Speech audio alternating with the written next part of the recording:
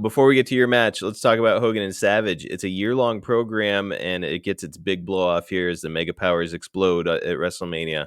And Hogan's going to defeat Savage to win the belt. And, Meltzer's opinion on it, and the opinion of a lot of fans, is that Randy was just red hot as a heel champion. So, a lot of people are saying it wasn't the right time to put the belt back on Hogan. To me, Hogan's the biggest draw in the history of wrestling, so it's probably never a bad time to put the belt on him. I don't know. What do you think, Jim? Yeah, I'm not sure how long Macho had it. Had he had it a long time? I think it was since the previous WrestleMania, so about a year he was running with it, Yeah. but he had only just became a heel like a couple months before. Uh-huh. Yeah, Yeah. well, you can always second guess, but hard to argue with success.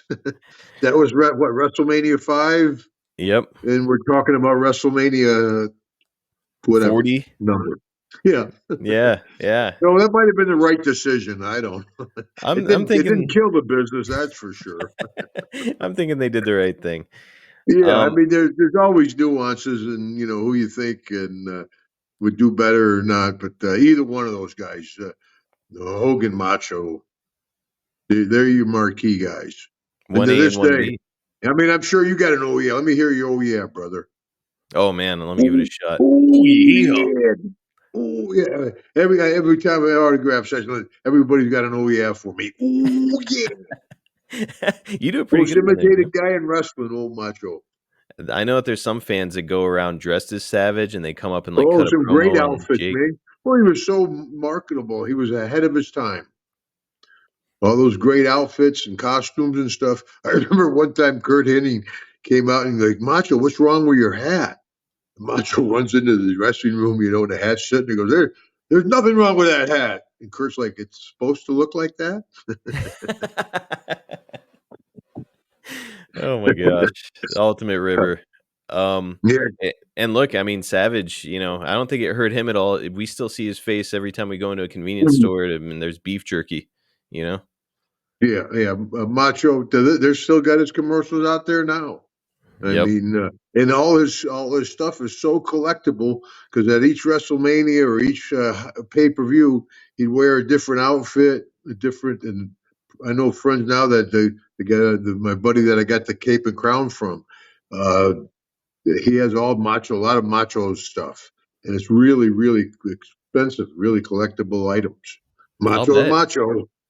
The fact that Hogan and Savage did a year-long storyline, and now it's 35 years ago, and now here we are, it's 35 years later, and there's another year-long storyline with Cody Rhodes and Roman Reigns going on. I mean, what do you think about a year-long storyline, Jim? Is it too long? Should they do it more often? Yeah, I think they should do it more often. If anything, the storyline, my opinion, the storyline should be longer. Now, excuse me, guys are changing babyface, heel back and forth. Belts change a lot. They don't really milk everything out of the story. Like DiBiase and I, we had a match, and then we had a best dressed man match, and then we had a best dressed man match in a cage. We had a best dressed man match in a cage with loser leave town. I mean, it all fit together, and made the storyline, and the people were able to follow it. And just like this Mega Power storyline, that's a storyline where you guys did it for a long time, and people still talk about it today. It left a real impression. So I'm with you. I think Well, it. and those guys, I don't know if they were on the ins or outs, and I know they had the huge blow off, but they were tight when they were tight. Both lived down there in Clearwater. They had the big boats and the fast cars, and they were the king of the beach down there in Clearwater, both of them. And they hit the gym together and push each other hard. And that's how, you come up with good angles too when you're with your buddy. Like in the old days, you'd have four guys in the car, doing Jackson, Mississippi up to Little Rock down to Shreveport. We'd be driving. Hey, how about we try this? No, how about that? Hey, how about if you do this, I do that? And that way you're able to put together a match a little bit, come up with different ideas. I think Yes. that probably happened with Hogan and Macho spending that much time together. They would come up with, okay, hey, I'll do this to you and you do that to me. And again, it's always easier to work with somebody you trust and somebody you know than somebody you don't.